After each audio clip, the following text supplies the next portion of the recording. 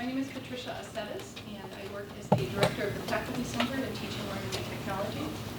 Each year we host a Teaching, Learning, Technology colloquium where we bring together faculty, instructional staff, and graduate students from around the region to talk about topics of teaching and learning and student engagement in the classroom. And each year, generally, we're pretty fortunate. We bring in a nationally known speaker to talk on topics of technology, and often like to hold a Provost lecture in conjunction with that. So we're very fortunate this year that we have Dr. Vivienne Ming, who will be giving our keynote tomorrow at the colloquium. And we're really lucky to have her because she has a very broad spectrum of research. She has a lot of interests that she'll talk about in a moment. And one of the topics that was particularly interesting to us was her work in Silicon Valley in the tech industry. But she really came up with some interesting data on the tax that people pay for being different. And that's the title of her talk today. She'll tell you more about that. Vivienne Ming, was named one of 10 women to watch in tech in 2013 by Inc. magazine. She's a theoretical neuroscientist, technologist, and entrepreneur. She co-founded a company called Socos, where machine learning and cognitive neuroscience combine to maximize students' life outcomes. She also works as a visiting scholar at UC Berkeley's Redwood Center for Theoretical Neuroscience, where she pursues her research in neuroprosthetics. In her free time, she has developed a predictive model of diabetes to better manage the glucose levels of her diabetic son, as well as systems to predict manic episodes in bipolar sufferers. She sits on a number of nonprofit boards, including Start Out, the Palm Center, Emosia, and the Bay Area Rainbow Day Camp, and is an advisor to Credit Suisse, Cornerstone Capital, and Bayes Impact. She speaks frequently on issues of LGBT inclusion and gender in technology. And she lives in Berkeley, California. We were just talking about the lovely weather, with her wife, her co-founder, and her 2 children. So please help me in welcoming Dr. Vivienne Ming.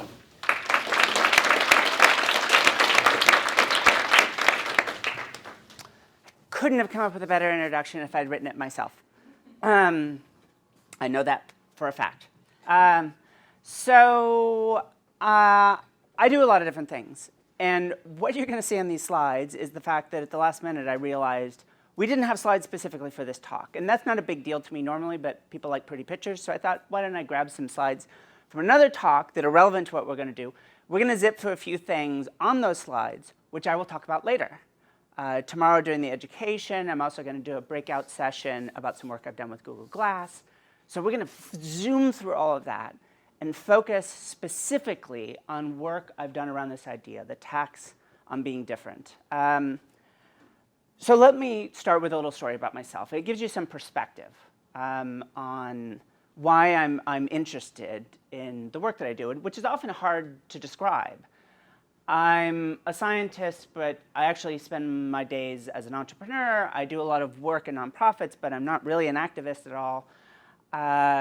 When you meet out in the city, for example, they say, who are you with? And they're expecting you to say, oh, Ernst & Young or Citigroup. Well, I've got 17 different affiliations. So the one thing that really binds my work together is this concept of maximizing human potential. And because I'm a hard numbers scientist, I mean that quite literally. For example, as mentioned, my work in neuroprosthetics.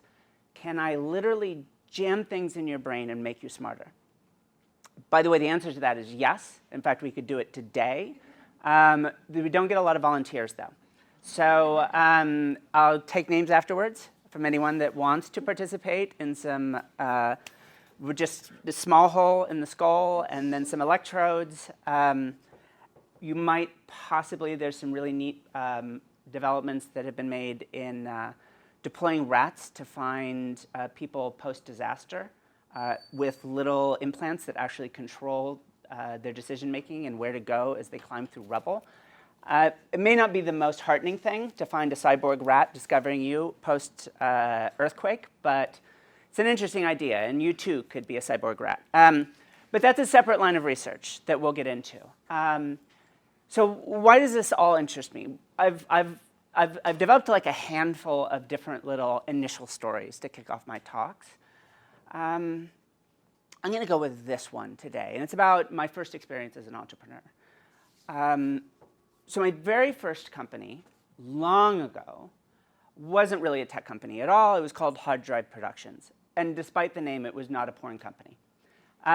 It was this idea that we'd leverage a certain degree of technology for making movies, and I had no background in film whatsoever. In fact, I had no background in anything. At that point, as we will talk about later, I had flunked out of college and was living in my car. I had never worked anywhere, never done anything of any note whatsoever, but someone I knew asked me if I wanted to start a film company. And having been born in Los Angeles, to him that was like the highest form of human achievement. So he'd asked if I'd handle the business side, which is a completely rational question because I have never done it at any point in my life. So that's exactly who you should ask to be your co-founder. And I said yes, because I had nothing else going on in my life. And we went and somehow we talked David Brin, the science fiction writer, into letting us option one of his stories. And we hired a director, and we started writing our own screenplay based on one of his short stories. If you're curious and you're really a David Brin fan, it was called Detritus Affected. And I went out to raise money. So not only should you not have invested in me, you shouldn't invest in movies at all, especially not movies being made by people that don't know what they're doing. And yet we went out and raised several $100,000 in limited partnership. I picked up the phone, I made phone calls. By the way, I have all of the social skills of an autistic badger. So factor that in when you think about how engaging those calls must have been. Not. They were not engaging. And yet we were able to raise money. Turns out that there's a simple recipe for raising money for low-budget films. We'll put your name in the credits. People suddenly go stupid when you say something like this to them. And so we raised money. Not a huge amount of money, but that we raised money at all. And huge is a relative term. Hundreds of thousands of dollars, you know, that's enough to start a startup even today. So we raised this money. I can leave the story there. I can also say that when I actually finally read the first draft of my co-founder's treatment of the short story, the business ended that day. God, it was the worst script I'd ever read in my entire life. I was like, oh my God, I wasted a year of my life working with a total hack. But really, he was working with a total hack also, so we were just desserts for one another. So now I want to jump ahead. We're going to do a little time travel here. Now we're going to jump ahead several years. And it's my first tech company, an education company called Omniscient. Little clue, any of you thinking of being entrepreneurs, do not name your companies an unpronounceable name. I tried to buck the trend there, and it didn't really prove out. But it was still a great idea. Our goal was to end all standardized testing. We could build a technology that could understand at a conceptual level what students' level of understanding of problem space was and make specific recommendations. And we had these big ambitions. We had amazing technology. I felt we had a great business plan. By the way, this is before the rise of Khan Academy and these other, so nobody was putting money into educational technology back then. The only company I think that had funding is called Newton here in New York. And I had a co-founder, amazing pedigree, two actually, my wife, who studies education, and we met in graduate school, and then a former classmate of hers from Harvard who'd been a director of engineering at Yahoo back when that was actually something you could brag about.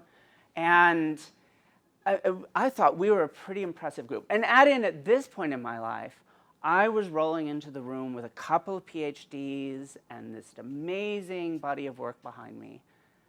And it was pulling teeth. So let me describe my first ever partner pitch. So those of you who aren't familiar with venture capital-backed entrepreneurship, and I swear to God, this actually has something to do with diversity. It is, you go in for a meeting, and you try and get one of the partners interested enough that they'll give you another meeting where you try and get another partner interested. And you work all your way up to the final partner vote. Many of these places, all of them have to vote yes. By the way, across, I don't know, tens of millions, it's something $70 to $80 million I've raised for my various companies. I've never pitched a woman, a full female partner in my whole life. I know a couple of them, but I've never pitched one. And I've done a lot of partner pitches. So that means none of those VC firms had a female partner. Neither did this first one. 5 guys. And then the questions start. So tough question. All right, I think I did okay. Brutal question. Like, wow, this is not a friendly crowd. Like, eviscerating question. You must hate me, like, kind of question. And then this final guy. He just said, you should be so proud with what you built. And that was it. I thought, oh, God, at least I've got one person on our side. I've never really understood the word avuncular. Like any good American, I'm sort of borderline functionally illiterate. So, what does it, does it mean like a fat guy or something? I just didn't really know what you were getting at with that terminology. And this guy, he was so nice, and I felt, oh, maybe this is avuncular. So now we're going to time travel again. 6 years into the future, I'm watching a TED Talk by a woman named Dame Stephanie Shirley. And the title of her talk is, why do all ambitious women have flat heads? Okay? The punchline comes about halfway through. It's from all the time men pat you on the head and say you should be so proud with what you've done. The exact words that this guy had used. Guess who was the only person that voted against funding our company? That guy. In fact, that's become the diagnostic for me in the years since. As soon as someone is sort of kind and gives you that pat on the head, you know they don't take me seriously as a businesswoman. There's absolutely no reason to continue this conversation. Fortunately, I don't have to pitch that much anymore. But it did finally get me to understand the definition of avuncular, which is, girl, I'm not going to invest in your startup. It's a pretty simple story. If they don't take you seriously, then you've got no shot with them. So what was different? Why was it so, with no credentials whatsoever, we could raise a bunch of money on this completely crazy notion that would never have worked? And in this other context in which we end up pivoting into another domain but leveraging the same technology, and we had success and we sold the company, yet it was so hard to raise money with all of those credentials. Well, the only other thing that was different between the two was with that first company, I was a man, and the second company, I was a woman. And in the long period of time in between, some things had changed in my life, ever so subtly, and the differences are amazing. If anyone ever wants to tell you that there's no cost to being a woman, then they're either lying or they don't know what they're talking about.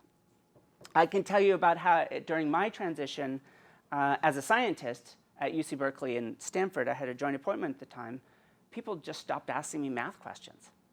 Just overnight. People that knew me, just, it was done. That part, I became the psychology. Yes, I have a PhD in psychology also, but overnight, no more math questions. And it's shocking to have this sort of experience where your value as a person, maybe not your universal value, but your value as a scientist, your value as a business person, your value as someone that can contribute to society like that drops. Now, I'll often tell people, life just was getting too easy at that point, and I wanted to try it going backwards in heels. But it's not a terrible description of the experience, which is, you up your game. We're playing, it's no more beginner. It's all advanced level from here on out if you're going to be a woman in business. And you hear that mantra. I had to work twice as hard to get where I am. I had to work 3 times as hard. So now I'm finally launching into what I'm going to talk about, which is, can I actually measure how much harder you had to work? If you're a woman, if you're a person of color, if you're gay, if you're different from the norm in any way. And it hopefully won't shock you to know that, yes, I actually think we can at least get some rough numbers. And I'll talk about both what those numbers are, what they mean, and whether it's really right to talk about discrimination in dollars and cents terms, and I'll explain my thinking about that too. All right, so because it isn't directly the point, I'm going to skip this little bit here. We're going to talk about this tomorrow. If you're wondering why there's a bunch of fuzzy faces, come learn about a program called Refugees United and how we built deep neural networks to help them. This is the first and only presidential portrait taken using Google Glass. I met the president at the White House, and yes, the first words I spoke to him were, "Okay, Glass, take a picture." Tomorrow, we're going to talk also about using Google Glass for autistic children. As was mentioned, I built a system, this is my son, to treat my son's diabetes using machine learning. That was why I was wearing Google Glass at the White House. This is some graduate work I did, which started as a pure research project, had some very flattering coverage in journals like Nature, and then we used it to build a cochlear implant. It was my introduction to doing neuroprosthetics work. We built essentially an artificial ear that you could literally plug into the brain, and it learned to hear all on its own. Tomorrow, we'll talk about education. Every dot here is a student involved in an online conversation about biology. This is a little preview again of tomorrow, looking at issues of equality of access in education and how much we leave out of the entire US economy because we're not addressing these questions head on. And then finally, some technology we've developed. All right, let's start with Jade. About 3 years ago, I was involved in the founding of a company called Guild. The two original co-founders had this idea. What if we could build little spiders, little web programs that would crawl through all of the open source code, so all of the code that computer scientists write and just share with the rest of the world. GitHub, Bitbucket, Google Code. We even went old school with SourceForge. Every open source repository they could find. It went through all of that code and it rated it. How good is this code? There's some standard ways of doing that, and they just leveraged those. And they started a startup. If you have an office in Boston and you're trying to find a Java developer, you type Java Boston, and we gave you a ranked ordering of all the best open source Java developers in Boston. And this is before I joined, had some traction in their beta project. They got Google, they got Facebook involved. And about 2 weeks after Google joined, they came back and said, we need more names. 100,000 people is not enough for us. So before they left beta, they came to me and said, can you help us solve this problem? There's probably 11 million software developers, professionals worldwide. Can you help us find all of the people everyone else is missing? So instead of 100,000 people as our product, 100,000 people became my training set. Leveraging machine learning, can I take the code that these 100,000 people have written, along with, say, question and answers on sites like Stack Overflow, if you're familiar with programming, and then we're going to crawl out and we're going to pull in everything. LinkedIn, Facebook, blog posts, Twitter feeds, everything people generate. And we're going to build a database. In the end, that database was 122 million people. And my job was to take all of that information and predict the quality of work that people did. And our goal was to take bias out of the hiring process as much as is possible. And we mean this very generally. Yes, issues of race, gender, but you overvalue this school. You undervalue this skill set, the whole thing. People, a lot of reporters called it Moneyball for hiring. And we had this giant algorithm. We looked at 55,000 variables. So a little preview of some of my inspirations for tomorrow. What isn't predictive? Your grades, your standardized test scores, even skill sets. Yes, you need to know how to program to be a programmer, but it didn't say very much beyond that. You're a programmer. How good are you? Universities tend to be predictive in quirky ways. For example, a Bachelor of Computer Science from Stanford, which our own algorithm said was the best computer science school in the world, was only a very modest predictor of your ability as a software developer. Now, I'm not saying don't hire from any particular school, but it turned out there were other things that were much more informative. Things that you actually do develop at school, but aren't part of, typically, formal curricula. Now, I'm going to talk about all that tomorrow. But that's the backdrop of these models that we built. And here's an example. This guy is named Jade Dominguez. He was born in LA, grew up in LA, pretty good student. He actually took AP classes in high school, but no one in his family had ever gone to college, and he didn't go either. Very entrepreneurial guy, though. He was selling these self-designed T-shirts on the streets in LA. And he figures, I bet I could sell more shirts if I start a website. So starts a push-button website. I mean, he has no background in this. So, WordPressy kind of thing. And sure enough, he sells some more T-shirts. But he's getting a little frustrated. And he thinks, I can do better if I can build my own website. So he teaches himself Ruby. Now, if you're not familiar with it, Ruby is one of the most common web application framework languages in the world. So anytime you spend online, you're almost certainly spending it on websites that run Ruby, or run on Ruby. So, so he teaches himself Ruby, and he builds his own website, sells some more T-shirts, but now he doesn't care as much about the T-shirts. He's frustrated with Ruby, thinks it can be better, teaches himself even more, and then starts contributing to the code base of Ruby. It's one of those open source languages. So he starts sending in these pull requests. Essentially, I fixed something, please include it in the code that all of these websites around the world are using. This self-taught kid in LA. And they're getting accepted and incorporated. And pretty soon he's thinking, why am I selling T-shirts in LA? I should get one of those software engineering jobs in Silicon Valley. So for a year, he's sending resumes up to the Valley and doesn't even get a single no. And it's actually really easy to understand why. People have studied HR and bias in HR for a long time. Your standard, what's called sourcing, which is just sort of looking for initial people to talk to, you get 5 seconds. They look at your name, Dominguez. To be blunt, that's not the right name to have if you want to get a job in Silicon Valley. Your school, you didn't have one. Your job, didn't have one. It wasn't even worth their time to say no. They're looking for a pattern. That name should look like you're from a certain place. You should have gone to MIT or Stanford. You should have been working at Google or Facebook before this. He didn't fit that mold. No one even bothered to respond until he gets a phone call from this little startup in San Francisco. Guess who?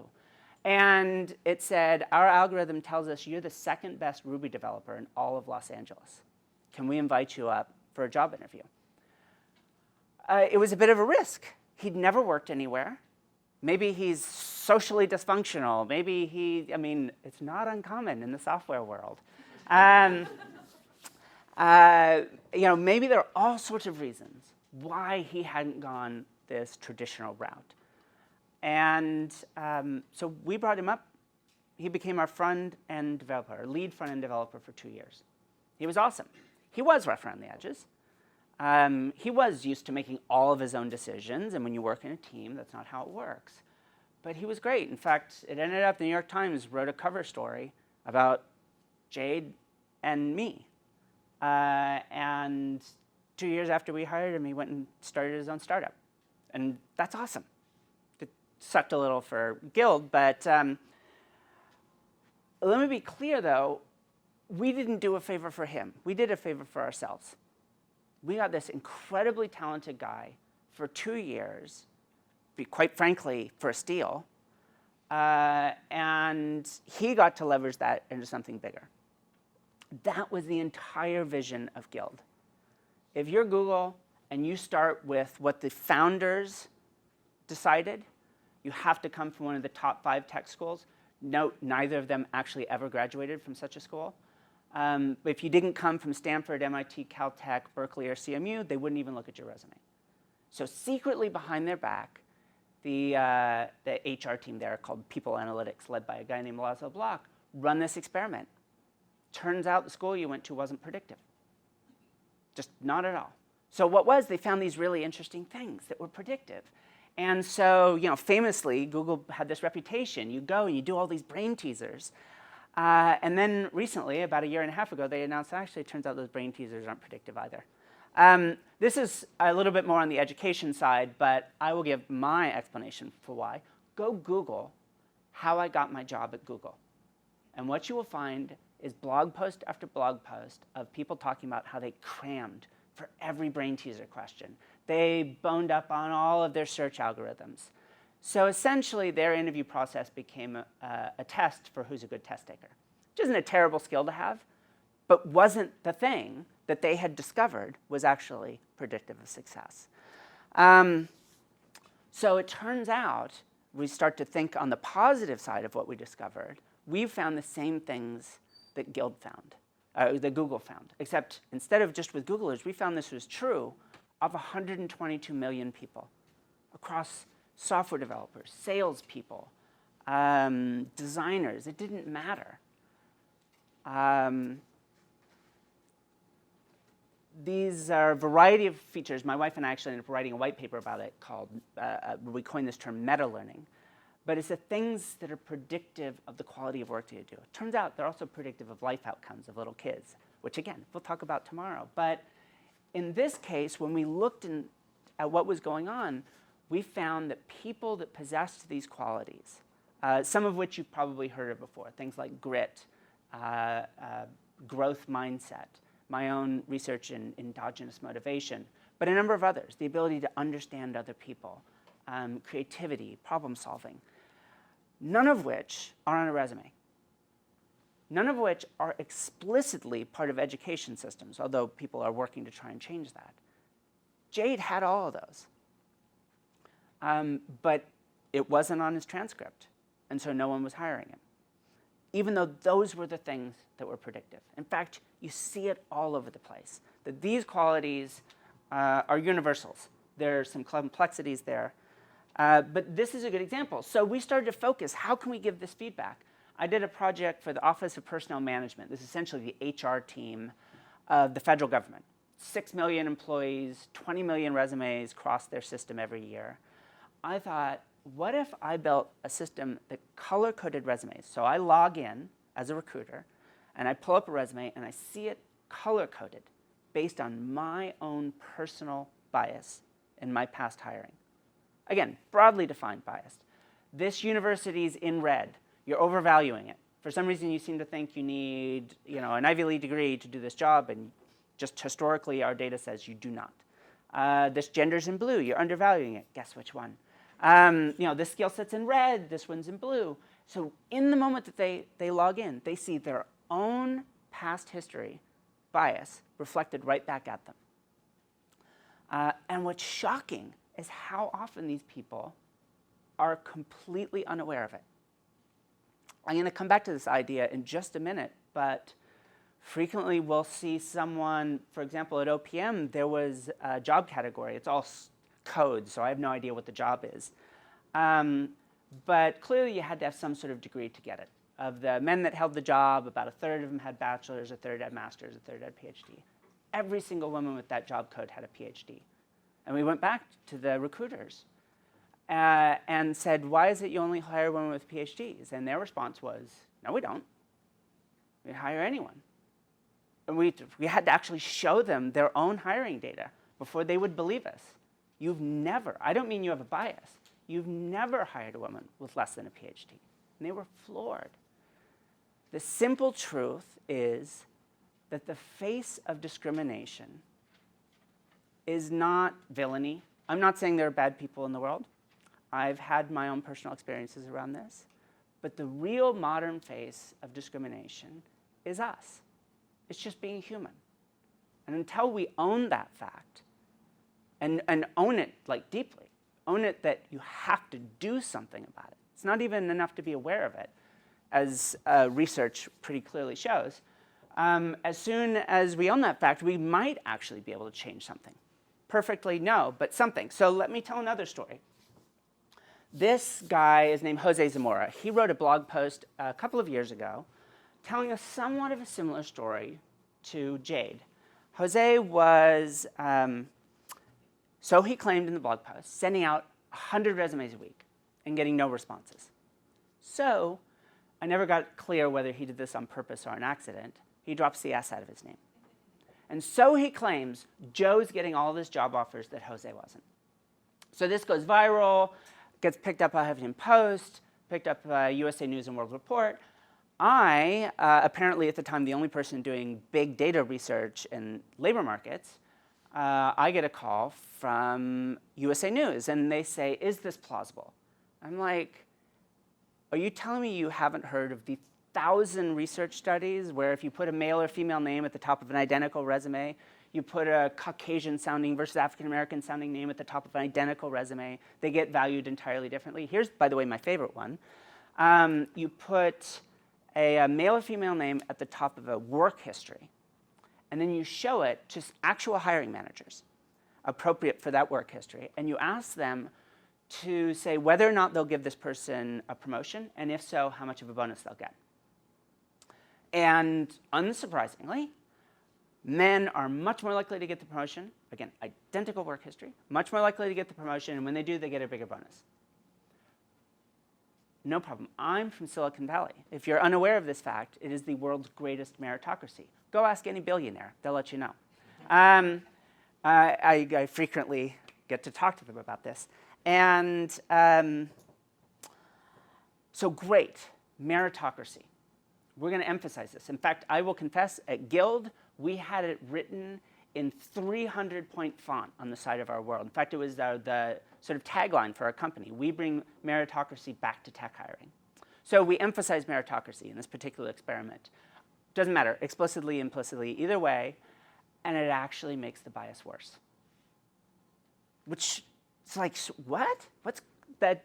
Surely we were solving the problem. We were telling everyone to be meritocratic. Well, so I'm a wonky numbers person. For those of you in the room familiar with Bayesian statistics, I developed a Bayesian model. Bayesian models typically have 3 points. Your prior, which is kind of like your bias, your likelihood, how you're ingesting new information and updating your beliefs about the world. And then there's some other features, most notably noise. It's a probabilistic model. So I got a hold of that data, and I applied a simple Bayesian model to it. And your assumption is people will decrease the prior. They'll decrease their bias, and they'll focus on the data. Meritocracy, data. Well, they don't. Actually, the only thing that appeared to change is you increased the noise. Effectively, you told a bunch of people, hey, everything you've learned for the last 20 years, it's all noisy and unreliable, and they fall back even more strongly on their bias as a result. An entire industry, one of the great, most renowned industries in the world, the Silicon Valley tech industry, is deeply immersed in exactly the opposite of what it should be doing. So I can cite all this, and I did. But what I've realized is people don't love research. They just don't. I once had someone say, you can show anything with research. And I had to say, Mom, this is my job, right? She was a little heavy into Fox News at the time. So I thought, let's approach this a little bit differently. I've got a database of 122 million people and models that will tell me in as unbiased a way as anyone can get the quality of work that they do. Okay, let's pull out every single Joe and every single Jose working in the United States and Canada. All of them.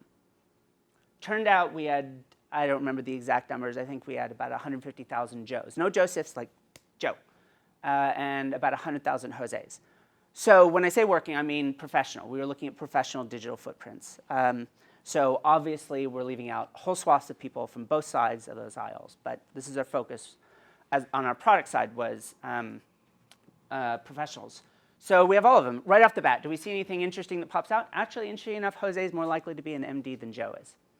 But Joe is 4 times as likely to reach the C-suite, be a senior executive in a company. Interesting enough, except in DC, Jose is more likely to be a CEO than Joe is in DC. But that doesn't really tell me anything, right?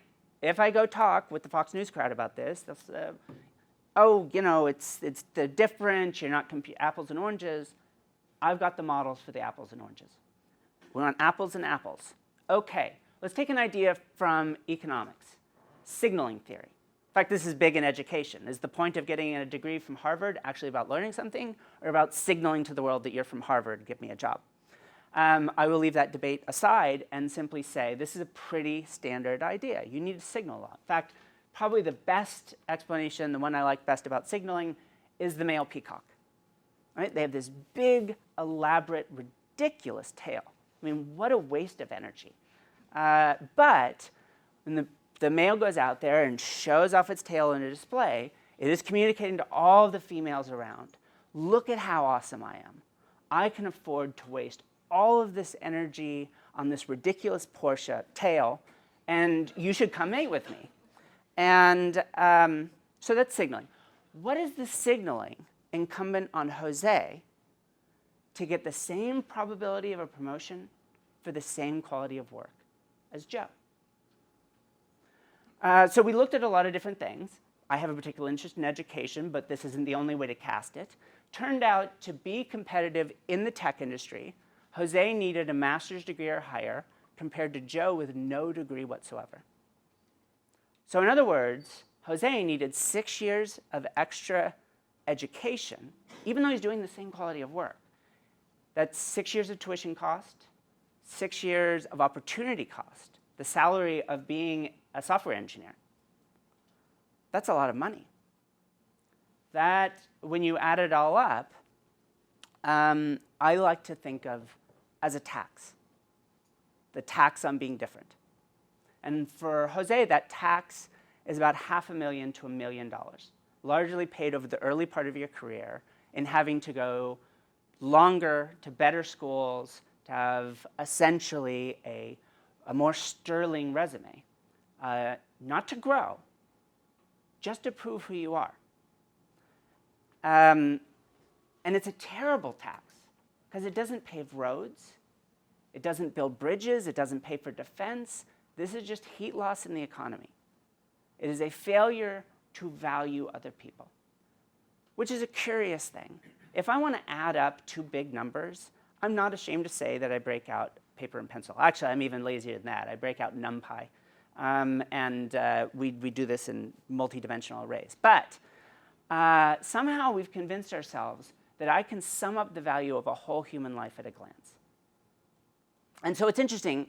In my own work with machine learning, I like to clarify. I'm not interested in building artificial intelligence, that kind of AI. I build glasses. That's it. All I'm trying to do is correct people's visions. I'm interested in what you might technically call augmented intelligence. Can we do something for all of those recruiters that are going to let them see Jose and Jade for what they're worth? We've gone through and calculated this tax in a number of other contexts. I gave a talk recently for The Economist in London, and on their request, because I was being simulcast in Hong Kong, I worked out the tax on being a gay man. So this is fairly subtle. Like, this isn't something that's necessarily obvious about someone. Computed for England specifically. And still, it was about 43,000 pounds, something like $70,000. And so maybe that doesn't sound like a huge number to you, but imagine you arbitrarily selected 1 out of every 10 young male babies born, and at age 5 you went to their families and said, you owe us $70,000, and you can't opt out. We're going to garnish your wages for the next 15 years. That's going to have a huge impact on people's lives. If you want to hear a big number, we looked at the tax on lesbians in the tech industry in Singapore and Hong Kong. The reason I picked those two cities is I wanted to do East Asia, and I needed places where there's a significant English language representation. And there, often you needed a PhD to be competitive for jobs that didn't require a degree at all.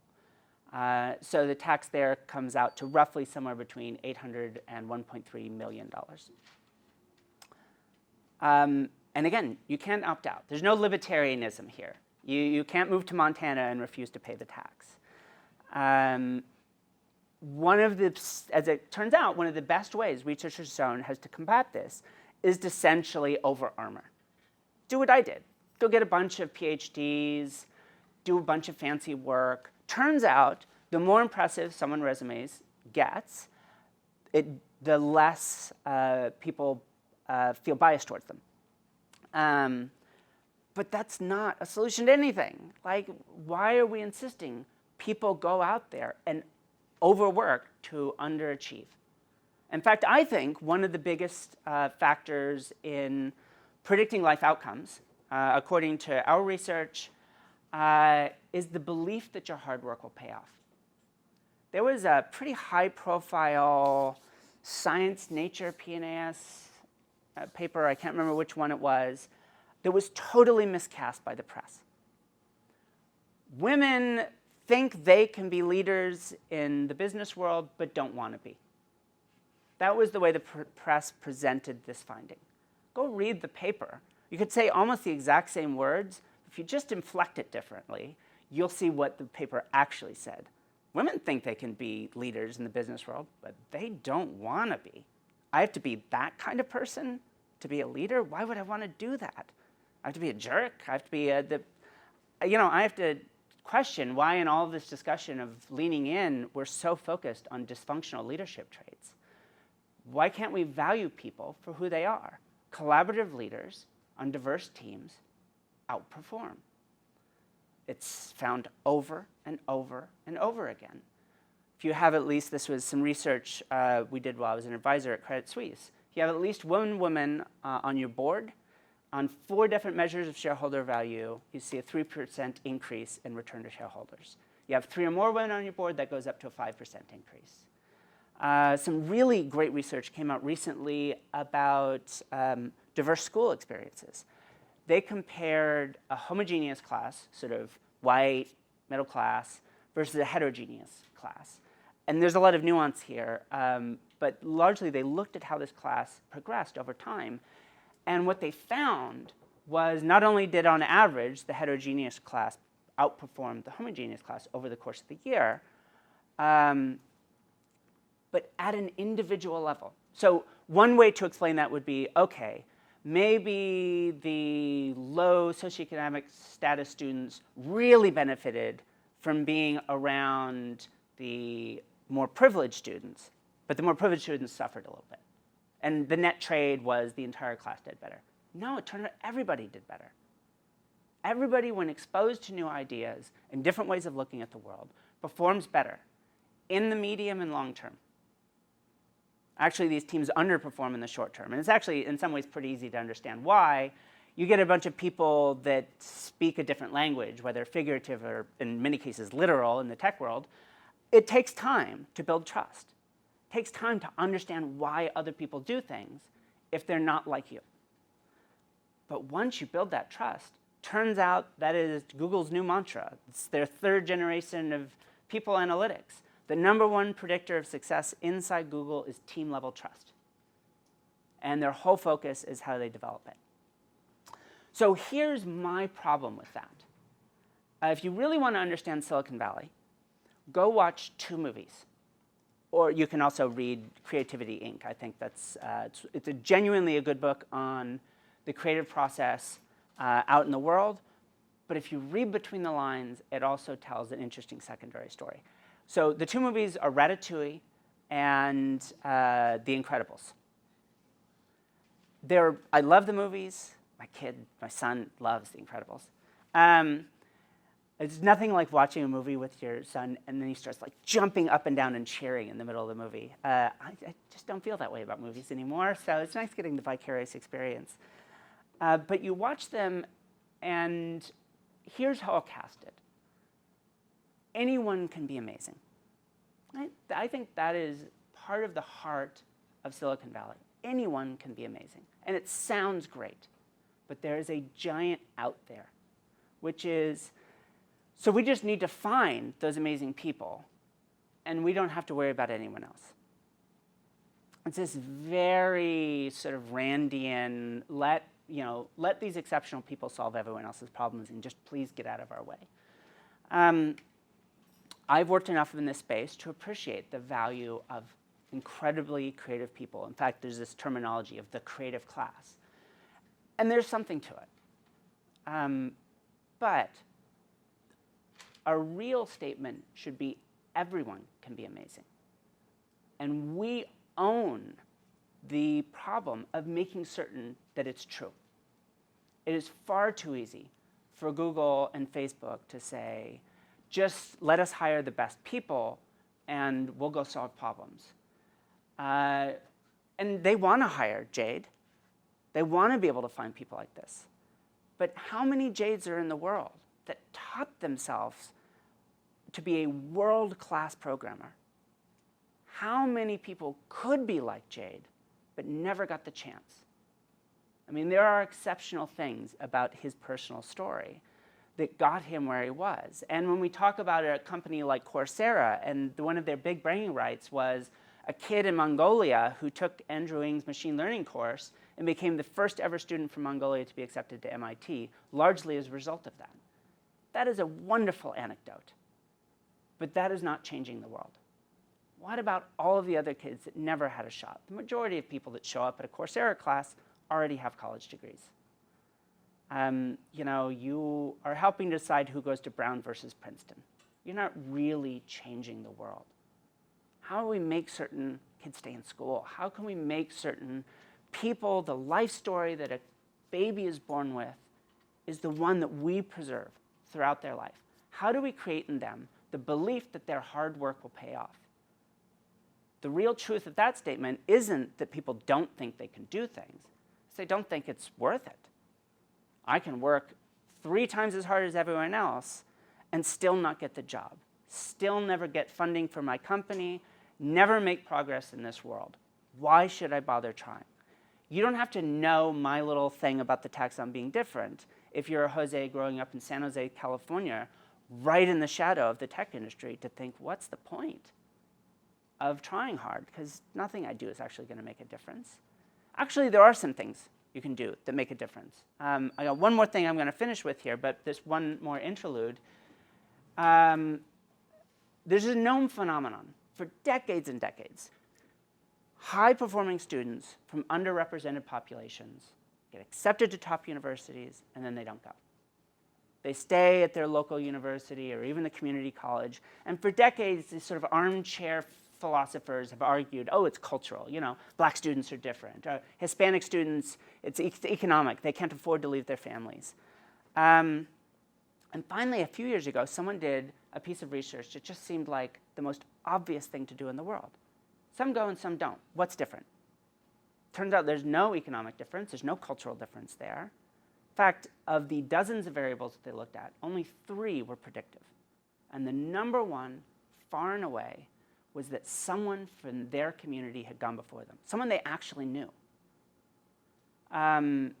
When Tim Cook came out, the CEO of Apple, New York Times called me. Actually, someone said that I had news-bombed his coming out story because he wasn't talking to anyone, so they talked to me instead.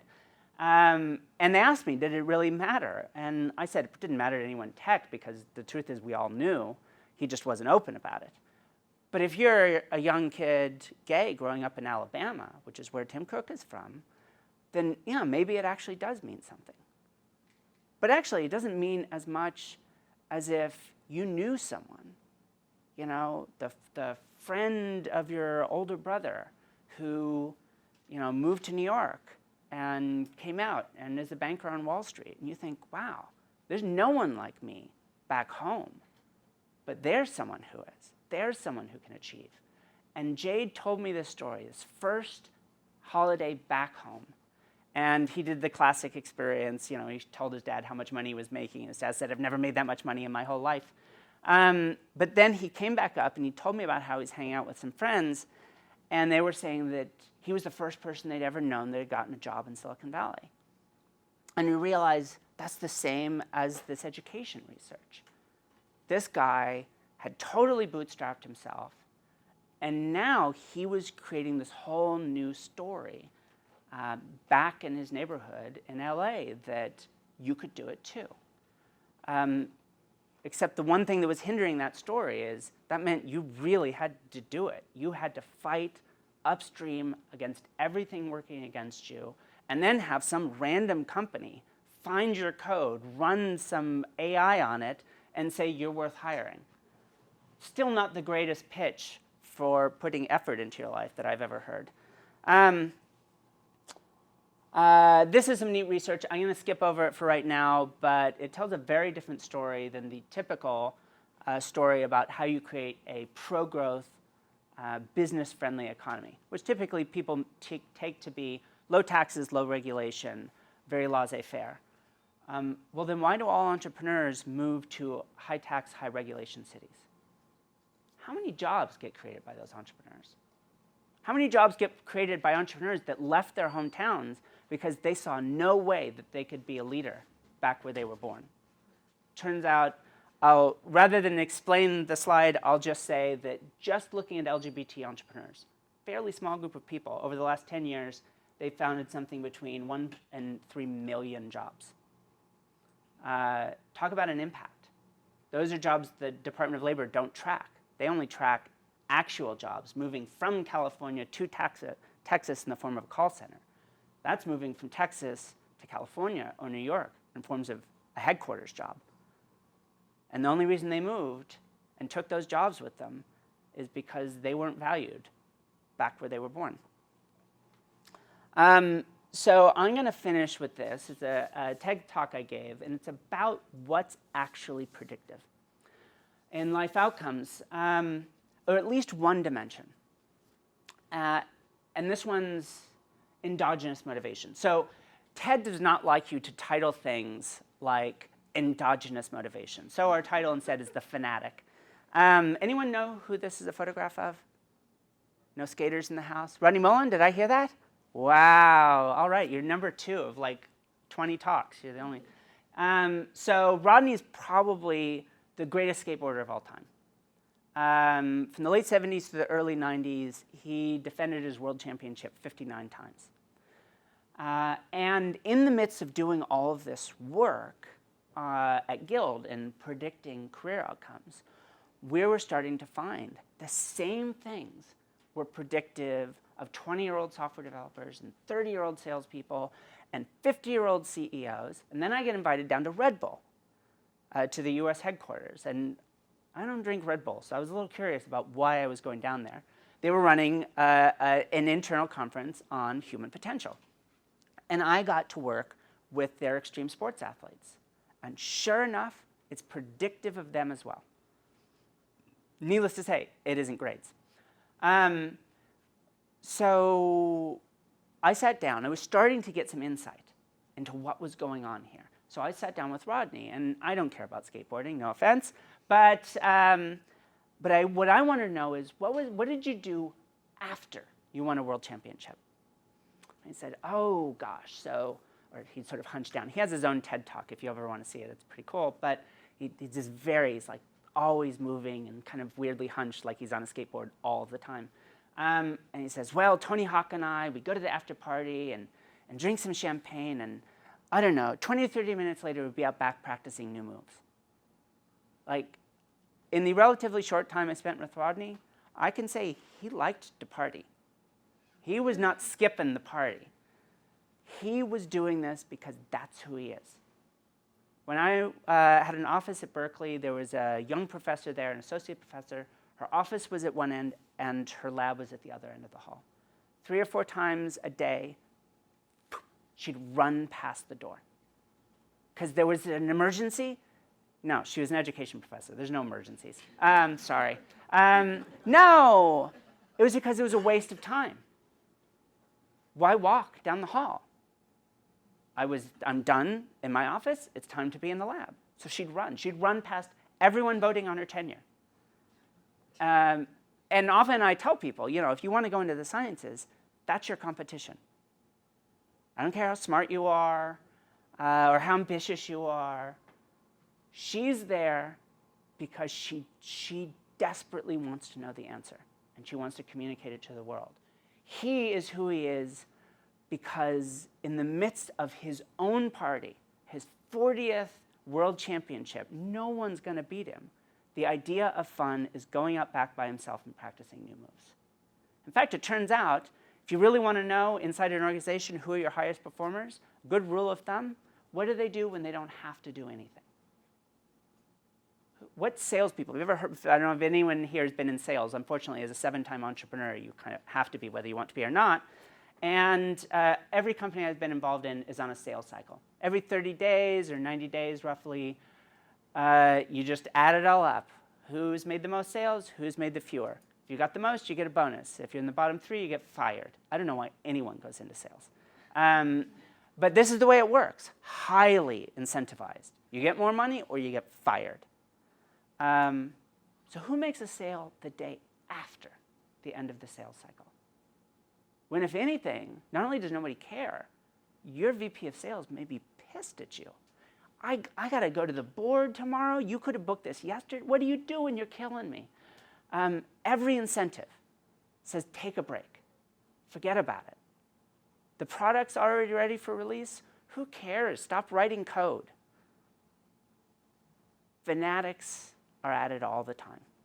Turns out, for the technical in the room, run a Fourier analysis on the time series of people's work behavior, and bam, it'll show you right there who your best performers are. So that's really interesting. But how well does it generalize? Turns out they looked at, in one research report, it looked at 10,000 West Point cadets. It didn't just look at graduation. 10 years out, where were they in the Army?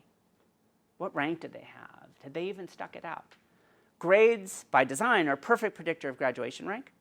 No predictive validity for their performance in the Army.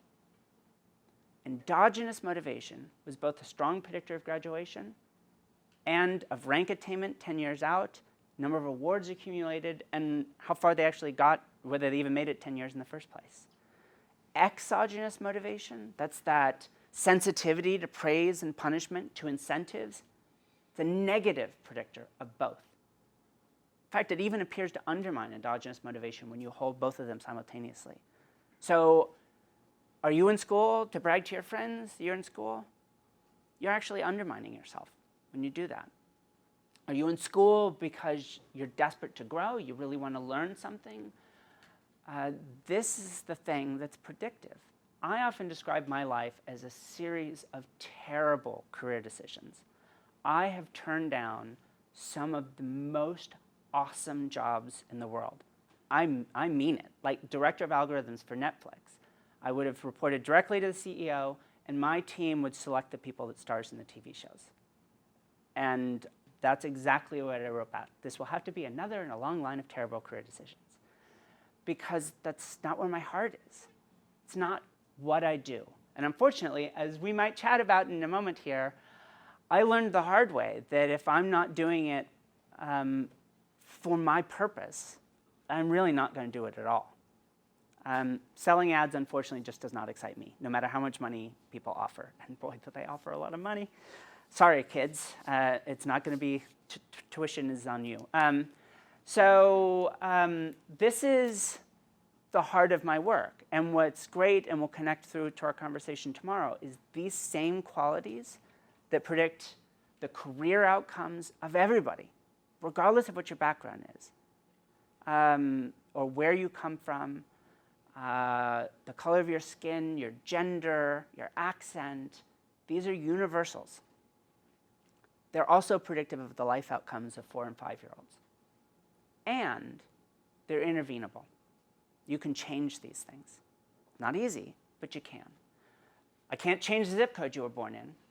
I don't want to change other aspects about you, but these things you can change. So it was great to have the chance to share that on the stage at TED. I don't know in the 10 minutes I got how many people really picked up on it, but it was a lot of fun.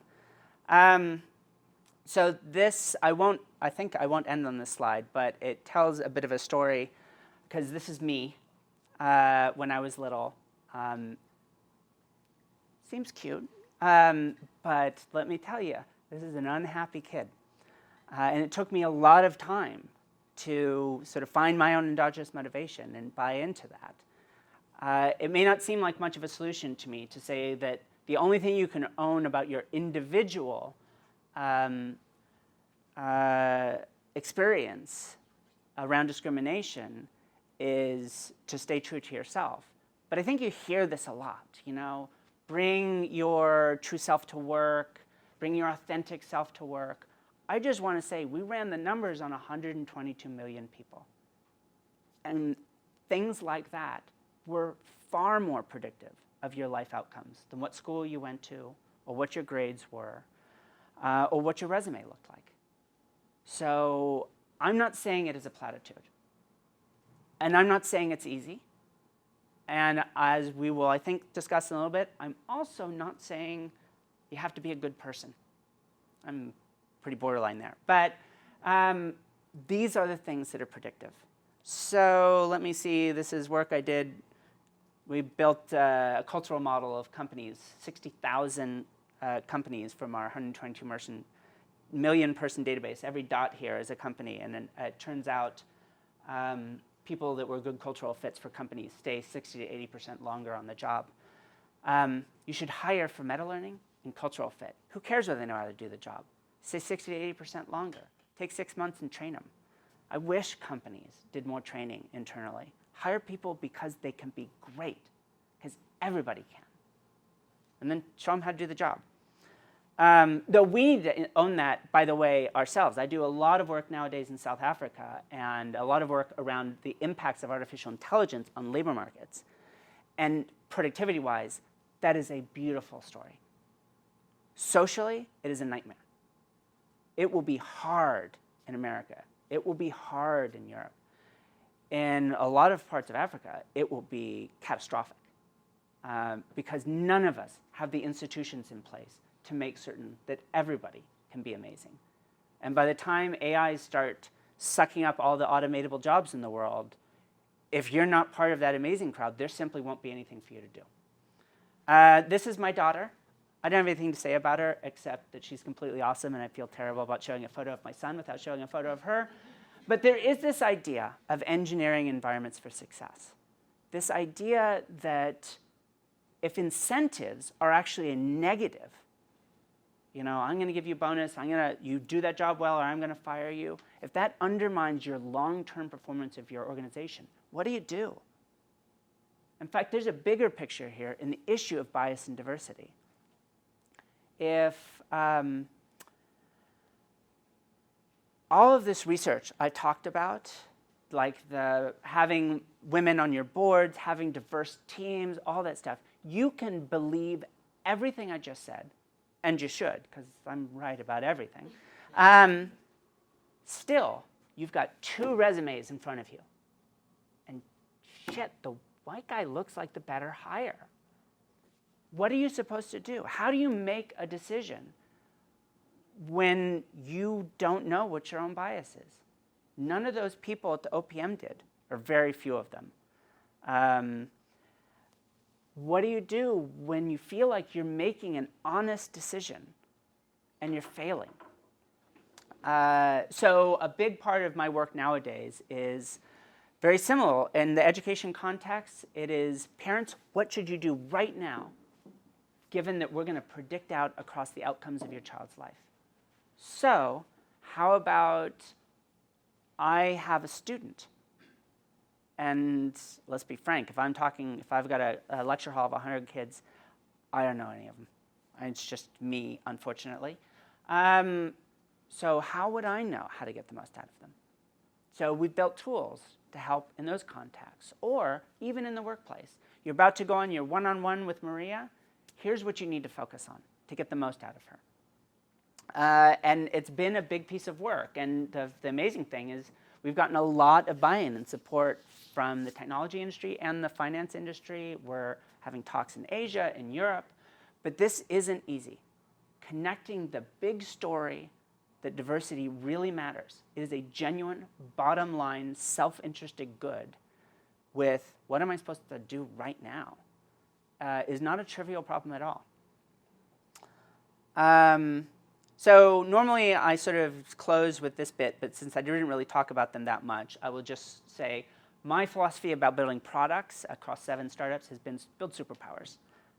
Just go out there and build something amazing.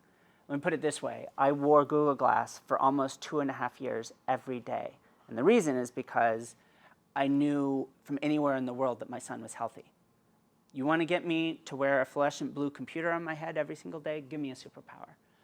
Embrace cyborgs. We didn't talk about that at all, except they're coming. 20 to 30 years, it's going to change the definition of what it means to be human. Actually, the coolest invitation I've gotten recently, visit the Vatican and talk with them about the impact of AI and neuroprosthetics on the issues of the soul. So I just thought, having the transgender neuroscientist talk about cyborgs with the Pope was like the coolest invitation in the world.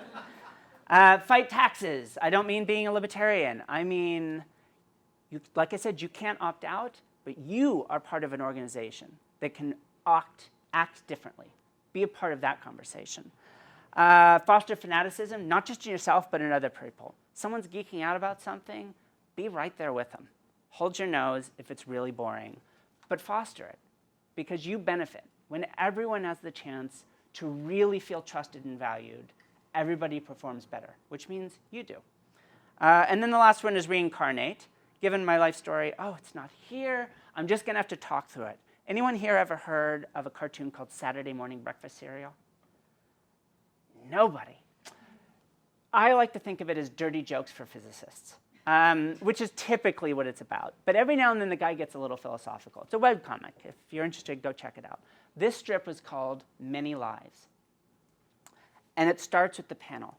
This is true. One day you will be dead. Second panel. This is false. You only live once. It takes about 7 years to master something. The literature is complex, but more or less. Therefore, starting at age 11, if you live to be 88, you have 11 opportunities to become truly great at something. These are your lifetimes. It goes through a series of panels of people that don't get it. Oh, I always just knew I was meant to do spreadsheets for my whole life. One of my favorite is this transition one. 2 years till I die. I wonder what I'm going to do next. Now, clearly, I've led many lives in some profound ways. But even in the more subtle ways, I've been a theoretical neuroscientist. Actually, I started as a wet neuroscientist. Then I became a theoretical neuroscientist with no background in computation. I really have never taken meaningful math or computer science courses. And I became a labor economist. I became a mom. Boy, that was a surprise. I became an entrepreneur 7 times, but with totally different concepts and companies. Like, I'm trying to make up, unfortunately, for some wasted years, so I'm a little manic about the whole reincarnate thing. But do it. It doesn't matter how old you are or how young. I know if you're on the younger side, you're feeling like, like college or your graduate studies are defining the rest of your life. They just aren't. I really didn't do anything of any value to anybody until I was 35. And now I'm sort of manic about trying to do something of value. And I love it. You don't want to be an engineer? Great. Be the best engineer you can. And then die and go be a journalist. The thing you always wanted to do, and you're going to see the world differently than every other journalist because you'll see it through the eyes of an engineer. Just own it. And when you do, and you have all these lives, please use them. Use them for something worthwhile. Live a life of substance. So thank you very much.